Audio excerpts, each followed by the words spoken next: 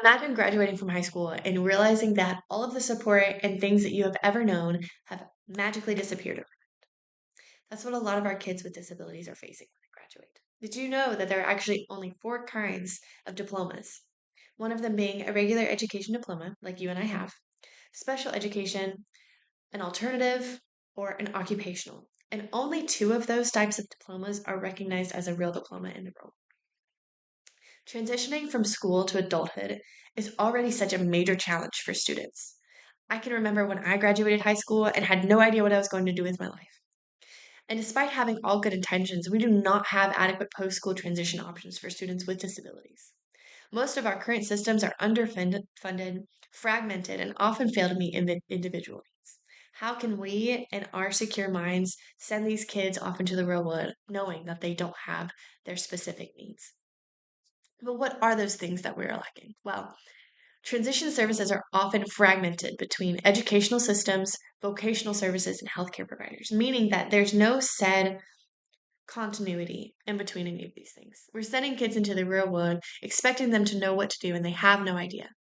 NCLD says that without adequate support, these students often face barriers in accessing accommodations, navigating new environments, and securing successful educational and or employment options. Again, these students are expected to navigate these systems independently once they leave high school. But what do you do when someone has done something for you your entire life, and then one day they're like, good luck? Many IEPs, which are individualized education programs, end in high school and have no continuity into the adult services.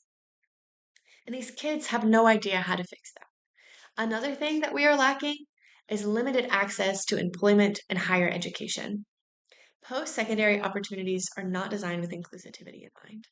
Employment rates for people with individuals remain significantly lower than those of their non disabled peers. Did you know there's actually about 10 higher education programs for students with disabilities in just Tennessee? And we are considered one of the most inclusive states in Tennessee or in America. Again, these employment rates are significantly lower. We are not training these students to be able to do the things that they are expected to do. We don't have an open mind worldwide to hire these kids. One way that Higher Ed Today talks about creating a more approachable and accessible place is something called Deaf Space, which is a design approach to physical space developed at Gallaudet, which considers the sensory world where vision and touch are primary means of spatial awareness and orientation. However, if this idea isn't put into practice, we can't put these kids out there. The real world was not designed for them. And if we can't make accommodations and accessibility more available, these kids aren't going to be able to do it. If we don't add and take care of our lack of job coaching and workplace accommodations, or even making more accessible college programs, our kids aren't going to be able to do the things that they are able to do. Another thing is that we have very insufficient funding and resources. Many programs are underfunded or inaccessible due to geographic or eligibility limitations. You can see this a lot out here in rural Tennessee. We have very rural areas with kids who have very, very high needs who aren't getting the help that they need because they are underfunded or just don't have them. The waiting list for vocational training or independent living support can be years long. When you have someone who has graduated in May at age 18 and they aren't on the list yet, this could take years and years and years for them to be able to get the help that they need. Some of our students even age out of services before they even get to receive help because nobody was able to help them. Something that the Special Needs Alliance talks about is that there are only mainly financial related resources outside of school. We don't find things like vocational or occupational training, job coaching, academic help, or even just functional or adaptive skills outside of high school. If these kids aren't taught that while they're in school, then they are going to lack very intense skills that they will really, really need.